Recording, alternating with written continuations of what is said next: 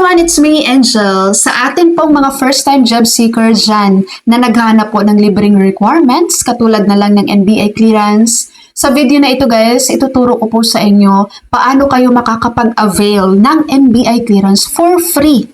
Wala kayong babayaran. Alright? So before I proceed guys, paki-share naman itong video na to para makatulong tayo doon sa mga bagong graduate pa lang, no? Sa mga first-time job seeker pa lang naghanap ngayon ng trabaho guys, na naghahangad ng libreng requirements katulad na lang ng NBI clearance. Okay. So ang gagawin nyo lang po, pwede nyo itong gawin kahit sa cellphone nyo ha. Punta kayo sa inyong Google Chrome, i-type nyo ang NBI online appointment, at ito ang kanilang website, i-click nyo po yan.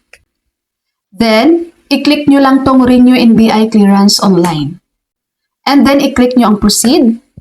And i-click nyo ang I agree. I-click nyo ang Close.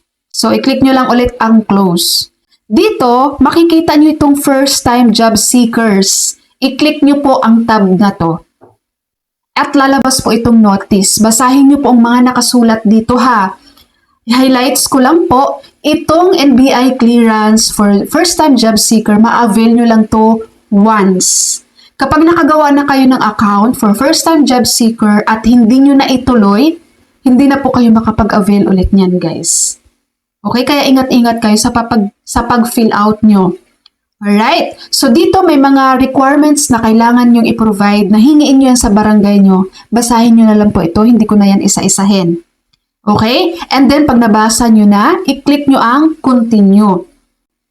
So, pagdating po dito guys, itong register as first-time job seeker, lahat ng mga details na kailangan po dito, i-fill out nyo po ito.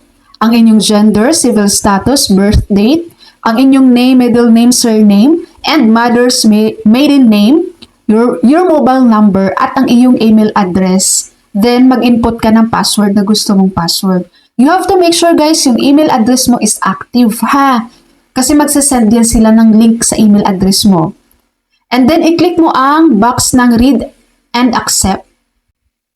Pag na-click mo yan guys, lalabas tong ganito. I-click nyo lang tong agree, itong box na to. Pag click nyo yung agree, ayan, i-click nyo tong I am not a robot. Tapos, i-click nyo ang sign up. So, dito, magsasend po ng OTP sa inyong mobile number na nilagay. I-check nyo yung mobile number nyo. Pagka-receive nyo ng OTP, input nyo lang yan dito. Tapos, i-click nyo ang submit. And then, lalabas po ito, congratulations, you have successfully registered as first-time job seeker. So, may nakalagay din dito, we sent an activation link to your email. So, bubuksan mo ngayon ang iyong email address. Tapos, ayan, may email sa'yo sa NBI guys. I-click nyo lang tong activate account. Pag na-click nyo na tong activate account, so, lalabas na to, your account is activated. You may now log in. So, magla-login na po kayo. Dito po, i-click nyo lang tong login. Tapos, dito sa sign in na kayo sa taas. Magsa-sign in na. Ilalagay nyo na yung ginamit yung email address. Tapos, yung password nyo. Okay, yung in-input nyo na password kanina. Tapos, i-click nyo yung sign in. And then, mapupunta na po kayo dito guys sa inyong profile. So, dito sa application, andito yung applicant information. Makikita nyo dito, meron pa pong mga naka-red, no, na kailangan nyo pong i-fill out yan. Katulad na lang ng, itong sa civil status, birthplace, citizenship, okay, yung dito sa family background. So, lahat po dito guys na kailangan yung details na i-input nyo po ang mga details yan. I-fill out nyo po yan, lahat. Okay? Kapag okay na, ready na yung mga nilagay nyo, tama na yung mga details na nilagay nyo, i-click nyo po itong save information sa baba. Tapos, lalabas itong profile preview. So, double check nyo ulit, tama ba yung mga details na nilagay nyo. Tapos, i-click nyo ang submit. Okay, and then lalabas po ito, profile successfully saved. So, sa taas po nito, itong katabi po ng edit information. Ayan, di ba meron ditong apply for clearance. So, i-click nyo po itong apply for clearance. And then, Dito po sa type of ID, marami pong choices dito sa type of ID ha. Pipili lang kayo dyan. Halimbawa, ang pinili ko ay national ID. So, input natin ang ID number. Tapos, i-click natin ang I agree. Pag na-click natin yan, lalabas na po ito guys, ang confirmation. So, may nakalagay po dito, your registration code or reference number will be provided after you send your preferred schedule. Your reference number shall serve as your gate pass. Okay? And then, i-click nyo po itong close. So, dito sa branch, pipili po kayo dito, itong arrow. Pipili kayo dyan ng mga branch NBI na malapit sa area nyo, guys. And then, pili kayo ng schedule kung alin yung date na meron pang available na slot. Pag may napili na kayo, lalabas naman po dito ang schedule. Yan, lalabas yan sa gilid.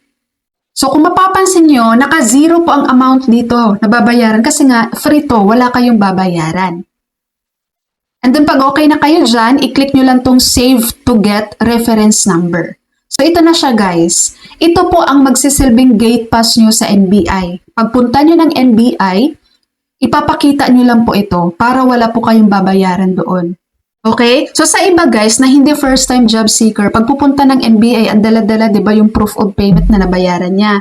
Ikaw naman as a first-time job seeker, ito lang, yung screenshot mo lang doon sa iyong reference number. Ito lang yung magsisilbi sa'yo na gate pass mo doon.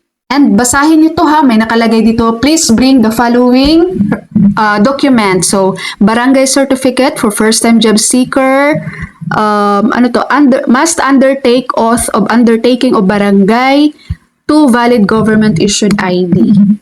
Actually guys, dito sa valid ID, kahit isang government valid ID ka lang, okay na yun. Kasi ako dati, ang dala-dala ko lang talaga is SSSID lang.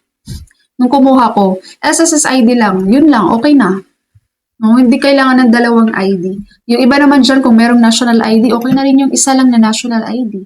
Alright, so ganun lang po ang pagkuha ng free NBI clearance para sa ating mga first-time job seekers. So bago ko po end ang ating video for today, meron lang akong i-recommend sa inyo guys sa mga naghahanap dyan ng whitening body soap.